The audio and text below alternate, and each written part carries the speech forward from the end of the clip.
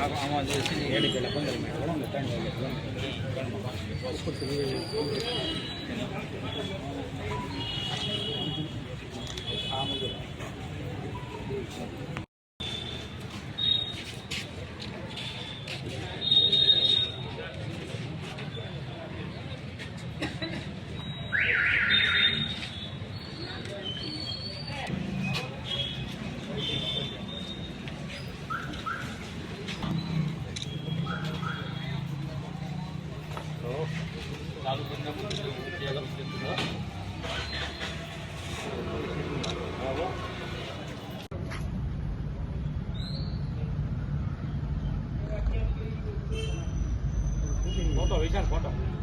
તારીખ 4/9/2025 રોજ ગારેધાર police station ખાતે આવેલ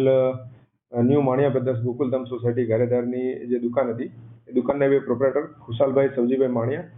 અને જિગ્નેશભાઈ સવજીભાઈ માણિયા કે જેઓ દ્વારા નશાકારક જે કોસ્મેટિક પ્રોડક્ટ જે કહેવાય કે જેની અંદર 63% લઈને 68% સુધી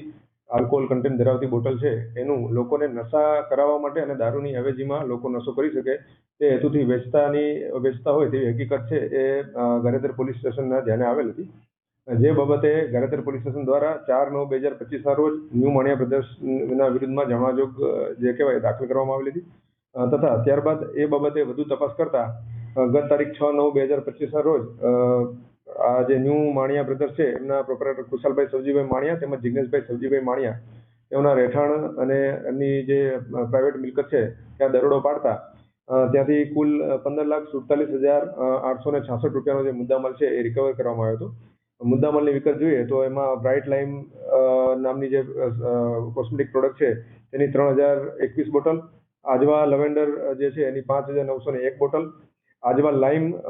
બોટલ છે 1,725, તેમજ એક્વા રોઝ નામની બોટલ છે એવી 285, તેમજ 200 લીટર રો ઇથેનોલ જે કહેવાય તે ઝડપી પાડવામાં આવ્યું હતું. સદરુ બાબતે વધુ તપાસ કરતા જાણવા મળેલ કે ખુશાલભાઈ સવજીભાઈ માણિયા તેમજ જિગ્નેશભાઈ સવજીભાઈ માણિયા દ્વારા કોઈપણ જાતના ફૂડ એન્ડ ડ્રગ્સના મેન્યુફેક્ચરિંગ લાયસન્સ વગર અથવા તો અન્ય કોઈપણ પ્રકારના લાયસન્સ વગર આ સમગ્ર જે આલ્કોહોલ કન્ટેન્ટવાળી જે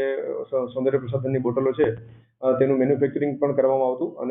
હતું અને તેમની વધુ તપાસ કરતા તેમની પાસે કોઈપણ પ્રકારના મેન્યુફેક્ચરિંગ લાયસન્સ છે એ મળી આવેલ ન હતા, જેથી કરી અને ગેરકાયદેસર રીતે આલ્કોહોલ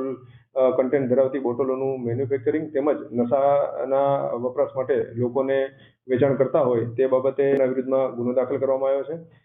જેમાંથી ખુશાલભાઈ સવજીભાઈ માણિયા અને જિગ્નેશભાઈ સવજી માણિયા છે તેમની ધરપકડ કરવામાં આવેલ છે. જે ઇથેનોલ ની જે પ્રોડક્ટ છે તે હાલ મુંબઈથી લાવતા હોય તેવી જાણકારી મળી છે, તે બાબતે હાલ તપાસ ચાલુ છે. તેમજ ખુશાલભાઈ અને જિગ્નેશભાઈ દ્વારા જે ન્યૂ માણિયા બ્રધર્સની અંદર અમુક માલ હતો એ પાલિતાણા ખાતે રહેતા જીનલભાઈ પારેખ જે નામના વ્યક્તિ છે તેમની પેઢીમાંથી આ માલ લાવવામાં આવતો હતો.